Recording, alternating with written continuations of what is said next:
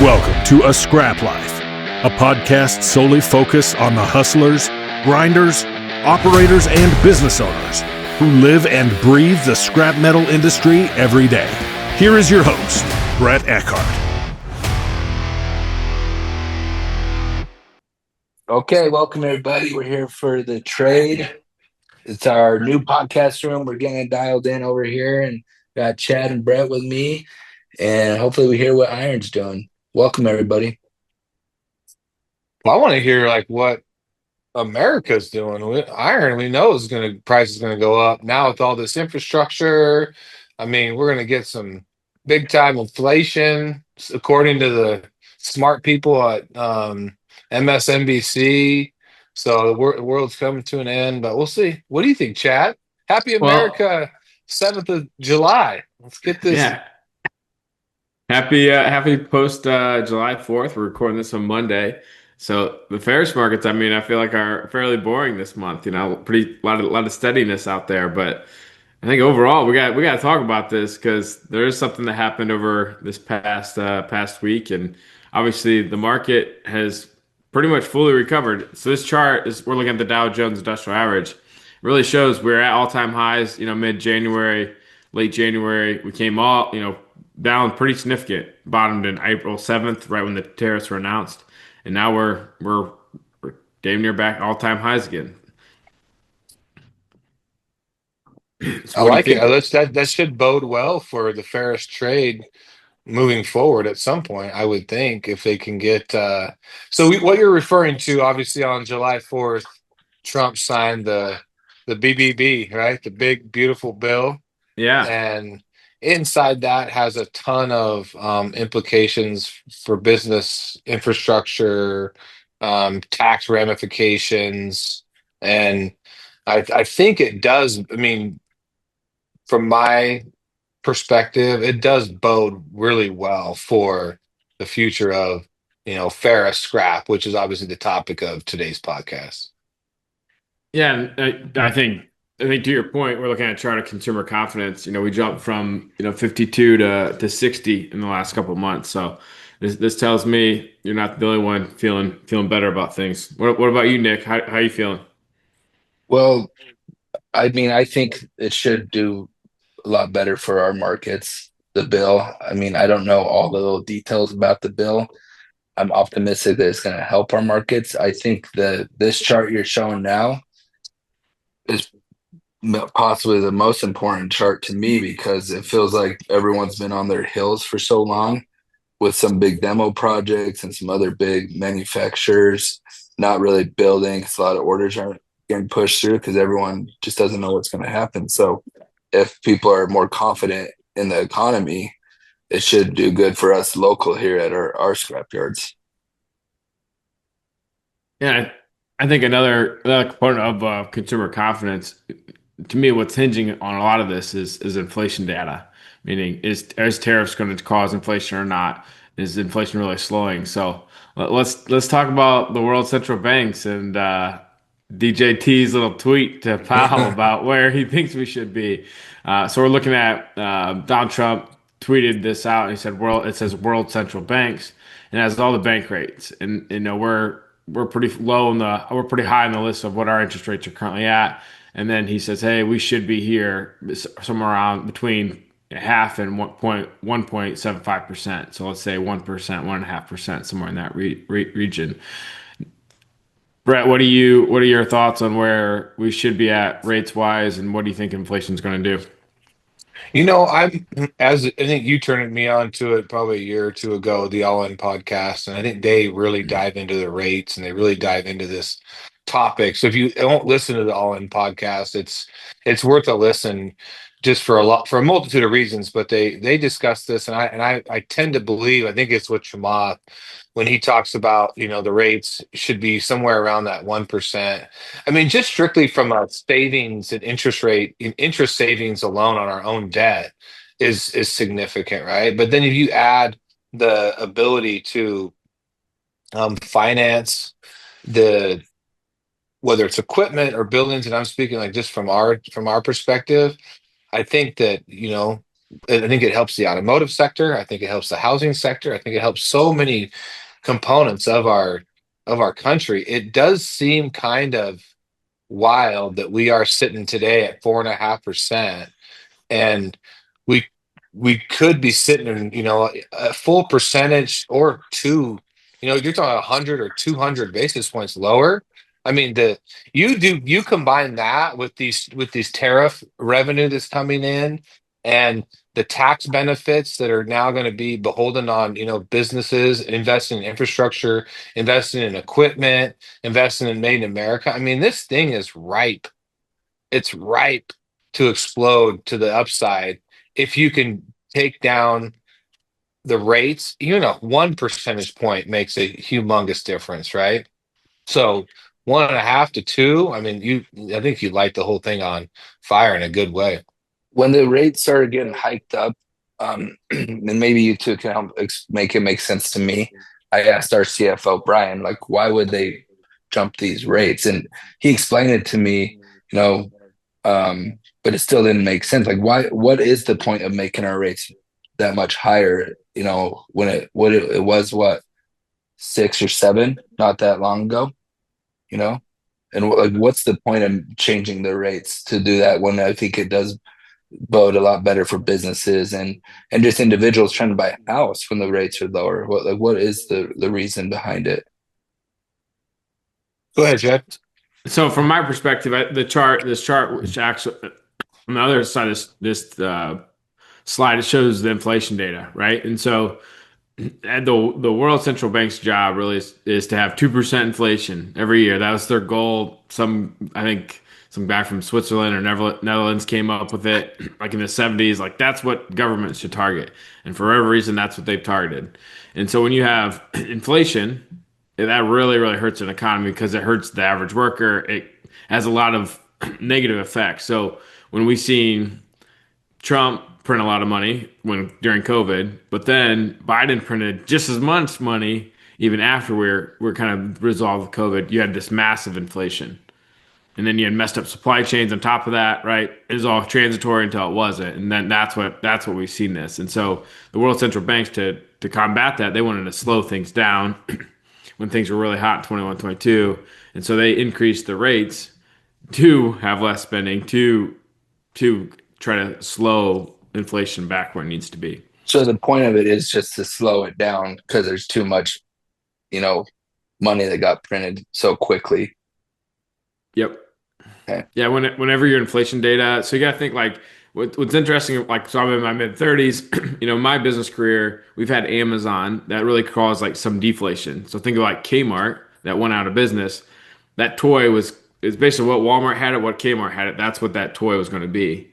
Well, then Amazon came along, and all of a sudden you had sometimes direct or hundreds of retailers on the internet selling you the exact same toy, but maybe for 10% less, 20% less. And so we just experienced this little inflation on home goods and toys and all those different things. And so we didn't really see a lot of inflation from 13, 14, 15, 16, 17, for a long, long time. And it felt like, hey, we're the dog with the least amount of fleas.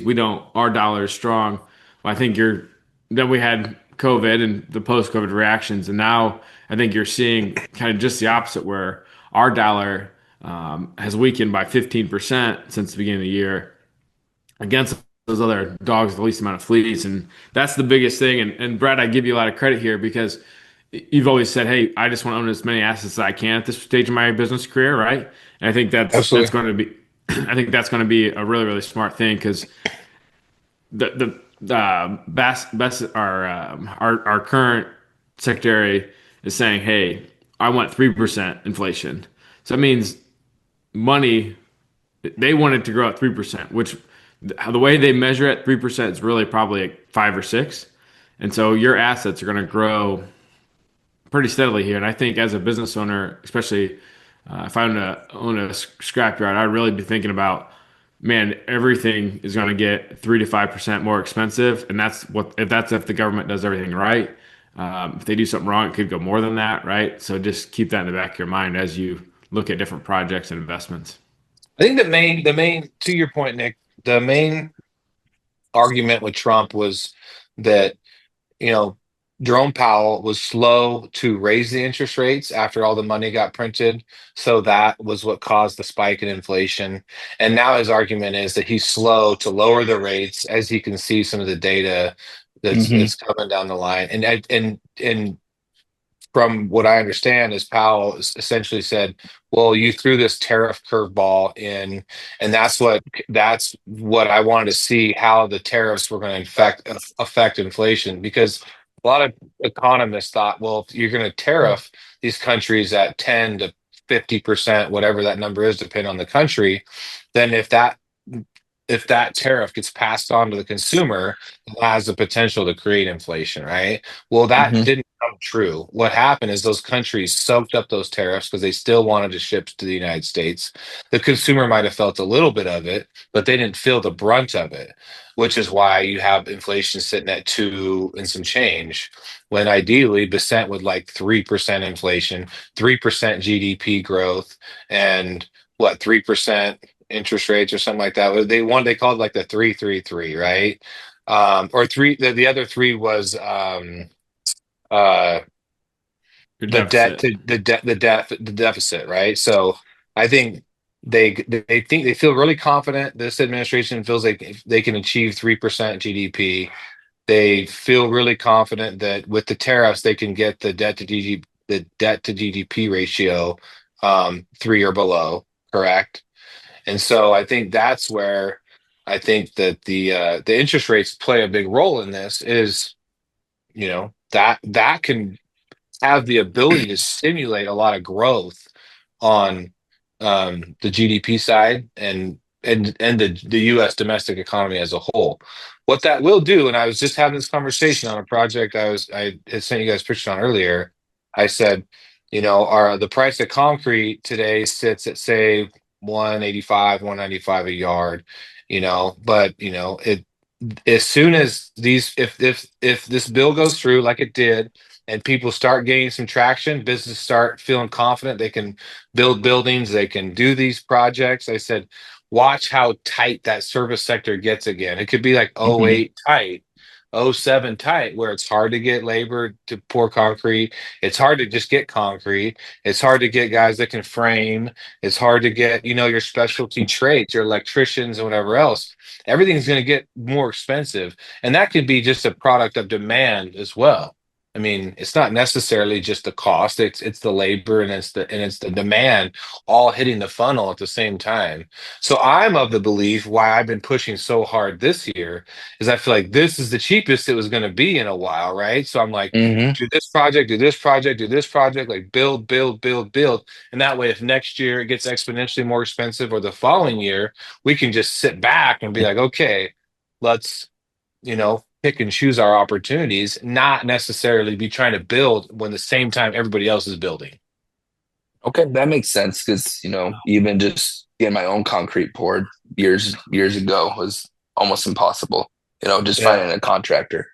That's a small project. That's a small 2-day project. That realistically could be what's coming down the line if all this hits at one time, I mean, which would be great. I mean, it'll make your asset values go. It'll make, the price. I mean, if you own shit, it's gonna be worth more money. Maybe not scrap, according to Chad, but if you own buildings and you own land, it should be worth more money. But Chad's gonna tell us, what does that do to the price of scrap? No, but I think that's my big learning lesson this year. So you think about it. In 2015, I was trading auto shred, $165 a gross ton delivered to a steel mill, right? Finished shred. Hmm. Right now, turkey's around like 350, 345, and we're bottomed. Like inflation wise, it has had a huge effect. And the reason why we're bottoming at 350 instead of 150 or 165 or 175, whatever you want to call it, and less in a decade is because of all the inflationary factors we've had over the last 10 years. So it absolutely has affected everything. And I just think whether which side of the aisle you're on, it doesn't matter. Because if you think that this big beautiful bill is going to create us this big deficit, right, to 5 trillion a year or 3.5 trillion in the next 5 years, there's going to be inflation. If you think no, Trump and his team are right, this growth and the growth is going to come from this bill, meaning you can do a bonus depreciation again. So real simple. If you go to build a building, and in the past, that whole building was 27 and a half years depreciation schedule. Well, 39 now and a it's half. 39 and a half. okay, 39 and a Yeah. half. Now, Trump's saying, hey, the land is still the same, but if you build a manufacturing facility, you can depreciate that whole building in 1 year. So Same that's with a R&D, right? So research and development, equivalent. that is, yep. Equipment. I mean, it's all, bonus depreciation year one. So that's going to cause a lot of people with a tax bill at the end of the year to want to go invest and do stuff. And so that's Hmm. why I assume you're thinking the way you're thinking, right, Brett? Absolutely. That's what I'm saying. When all that hits the funnel at the same time, then it's going to get tight. Which, if you own things at some point, like that's good because it goes back to why people are paying like four cap right in the middle at the end of COVID fired off. You watch these multifamily projects and these storage projects go for three, four, five caps, and you're like, this makes no sense. But because the cost of borrowing was so cheap and the ability to build and construct and get through the permit process and be able to take advantage of it was so long on the lead time, people are like, well, I'll just take that project, that whole thing, because you already spent the years going through the due diligence, you already spent the Hmm. years to go through the build process and do all that. you know they're trying to skip that step, right? Because they have access to money at X price. They want to go right now, lock that shit up for 20, 30 years on the AM schedule, and set it and forget. Well, we've beat the big beautiful bill in the U.S. economy. I feel like we beat this dead horse long enough. I mean, we got even more stimulation coming. China announced today that they might be implementing measures to support the real estate financing in the second half of the year, which obviously will support major trade products in building, right, in construction, including rebar and steel. So this we're looking at the iron ore chart right now continues to go down. I just feel like that economies over there is probably on the ripe to receive some kind of government intervention. What do you think? Helicopter money, right? I mean, we've talked about it for years. Like, I mean, at some point when the Chinese feel enough pain, and whether that's through tariffs or years of overbuilding or an aging population or whatever the factor is, right? At some point, the helicopter money starts to come, and when it comes, usually it comes in big waves. Well, there's been a little bit too much positivity in this world, so let's turn it down here a little bit. All right, Oh, here we go. Good Wait, day, Chad. I know. Yeah. yeah. Yeah. let's talk about pig iron. So we're looking at the pig iron chart. It fell from 440 to 425.50 per gross ton over this month, which is a 3.5% decrease. And I think this is really your scrap substitutes, your bushing impacts. But this tells me again the world probably a little bit slower than us in the United States in our tariff bubble. What are your guys' thoughts? That's what it looks like to me. I mean, it'll be interesting to see what we talked about this kind of earlier in the last week, just kind of what we figured the market would do. And but I still feel like your best grade out there, to get some love is still your bushling or your prime material, right? And it's interesting to see this chart and then also understand that that's still probably a really good grade to have available this month. What's the dynamic with that, do you feel? Well, pig iron's experiencing some pressure. We got to think about who's selling this: the Brazilians, the Ukrainians, the Russians. If their markets, I was seeing iron ore go down, so technically some of their inputs should be going down as well.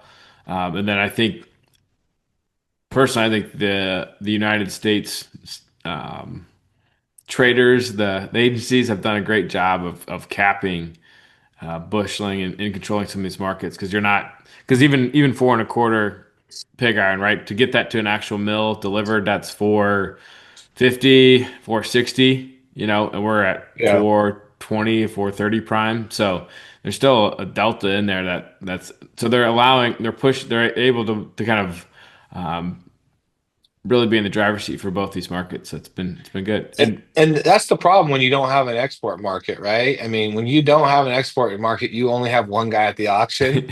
He's like $1. Yeah. I bid $1. You're like, fuck, man. I Well, get it. and I think steel mill demand has been lower, but these numbers are I think we're seeing some. This is like the eighth wonder of the world to reflect how the AISI, which is the American Institute of Steel Manufacturing, how their industry is looking at steel output rates. But we're at, I mean, June 28th, this last week, we're at 79.1%, which is I mean, higher by 3-4%, pretty much where we've been at. We've been kind of around that 75-74% kind of all year long. So to really crank up the last 30 days, it's been interesting. I don't know if it's actual steel demand or if it's because some of these other like Cleveland Cliffs mills have closed down, and so it's made this number. If you take that capacity out in this chart, how does that affect things? I don't know. What do you guys think? It seemed like to me that the people I talk to that there should be more demand out there. And like I said earlier, I do feel like a lot of people are just on their heels. So I think, um, to me, it should keep going up. Like it should go past, past 80, I would think. But the dynamic of Cleveland Cliffs closing down and some different acquisitions, like I don't know how that will quite affect everything. Yeah, Brett. I mean, you've been on the bullish train for quite some time. You feel like this thing just keeps creeping up? I I genuinely think that them getting that big beautiful bill passed through is going to spark a lot of um it's confidence. It's going to bring a lot of money out the sidelines, and I feel like if I mean I forget what the total manufacturing domestic manufacturing emphasis was. You're going to have defense spending, infrastructure spending. If they keep going on the tariff side, you're going to push more domestic manufacturing here. I think this is going to be a face ripper. Like I said it before, and I said I think this thing is going to go. And I'm not saying that the price of ferrous scrap necessarily chases it, but I think that I would bet that it's going to go higher versus where I bet it's going to go lower, right? And For sure. so from my standpoint, and I'm not, and I'm at a point, and this is just more of an insight into our business and like how I think about things. I'm not even necessarily advocating for holding scrap and waiting for some optimal time to sell. I'm saying move your material, get yourself positioned into a where you can take advantage of it down the road, right? And whether that's an acquisition, whether that's equipment, whether that's bodies, people that can help you, when you're ready to really push towards a project, or because shit's only going to get more expensive. I really firmly believe that. And whether it's equipment, whether it's dirt, whether it's a building, whether it's whatever infrastructure you want to do, I feel like the sooner you can get on it, which is probably where I'm like advocating for probably moving through tons or non-ferrous, so that you can cash flow yourselves into a position that you can be in a position to take on that growth that potentially could be coming our way. So You know, I feel like the upside is a lot stronger of a case, in the medium to long term than the downside for sure. and it's worth mentioning a big boost in these numbers too is a lot of the Canadian steel mills have taken a lot of. I mean, a lot of the U.S. steel capacity has sucked up a lot of the Canadian steel mill capacity with the tariffs. It's predominantly in Canada. Really, Canada is our largest. That's our biggest larger. From the United States perspective, we import more steel from Canada than any other country.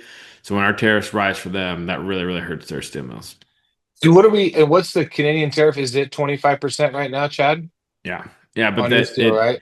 but they were like 33% of our imports. Like China was only Yeah. 3% because the Section 232 has been in since 2017, right? So Yep. So I mean, you think about that. I mean, that's a 25%, you know, delta that the US domestic steel mills get to work with. And yeah. that's a big Mhm. That's a big delta. I used to always pick on my farming buddies that they were subsidized, and now here in the steel mill world, we're in the exact same boat. Yeah. Just milking the cows so we can dump it down the drain so we can get more subsidy. Well, so aluminum, it really took. I mean, we were higher in March, came back down. This last month, we experienced a 7% increase. What's your guys' thoughts on that? What? I think I mean, it's made a big difference on the sell side, and let Nick talk to the buy side. But on the sell side, I mean, I'm seeing some of the formula pricing that people have had set in motion earlier in the year, and because of that Midwest premium jumped, um, combined with this, I mean, you're seeing domestic grades of scrap, like especially to primary smelters, sell for really good money. Good. I mean, but the problem is, I think what's driving that is it's also a lack of supply. So it's a kind of a killer combination right now on the aluminum side. Yeah, a lot of our big customers that supply us aluminum, the production is down. We, after I talked to Brett a week, two ago about some of these prices he's seeing, I bumped our prices at all our yards, bumped some of these. A lot of our customers are formula price, so they're already getting that, you know. But we're still seeing, the flows are down, production's down at a lot of these shops, But when I talk to them, like the sentiment is fairly positive, especially a lot of stuff with the new bill that came out, So, optimistic for the remainder of the year that things kind of rebound. And I think it should, because most of these businesses were able to keep their core guys around, keep everything afloat. We didn't see anything, at least in this Idaho and Eastern Oregon side, that a lot of big players like shut down or anything. So they should be ready to just fire it back up. And hopefully we see the flows coming a little bit better over here for aluminums, all non-ferrous and ferrous. So. I like it. I like it. So the usually we end talking about Turkey's heavy melt pricing. It really it started at 345 in June, and we're right there. So it's exactly flat, and it feels like when scrap trades early in the month, that typically tells me the steel mills want to come in, get bought what's bought, and move on for better days ahead. If the steel mills wait till the 10th, 11th, 12th, usually there's a reason they're sitting on their hands in the procurement process. So feels like July things happen pretty quickly. So I think that indicates Nick and Brett probably are on to something here with all their bullishness. It may not be, you may not get all the love this month, but I think the love is coming, right? And I think that people are they want to get ahead on tons. They want to buy as many tons as they can get. They want to get those tons on the ground right now. So when they preach sideways on the second day of the month, right before the fucking holiday weekend, when normally they'd sit that shit out, you know what's coming. Sell them enough. Sell them enough to keep them happy, but no, there's better days coming. You heard it here first. And a lot of times sideways, like sometimes sideways does feel like a win, but it feels like we're due. It feels like we're due for some up, because we have so many projects and jobs out right now with not necessarily manufacturers, or some demo people hauling stuff into us, landfills that we work with, which they get a big flow of, waste metal recycled, and then we turn it into recycled metal. So they're going to be really pleased that we can at least hold their price, because that's what I've told them. Like, I'm going to hold your price, and if we see some good up money, like, you'll see it too. I love it. All right, guys. Well, I'm happy we made it through the July trade. We've got some cool things coming as we kind of work through the kinks in our podcast studio. We've got some cool podcasts coming up. Get ourselves focused on the small, medium-sized businesses out there, the people that could really appreciate and digest some of the information that we're hopefully giving them. So they can say make good trades, and looking forward to doing what we do, just kind of keeping everybody on the up and up, and keeping those damn steel mill guys honest. Yeah.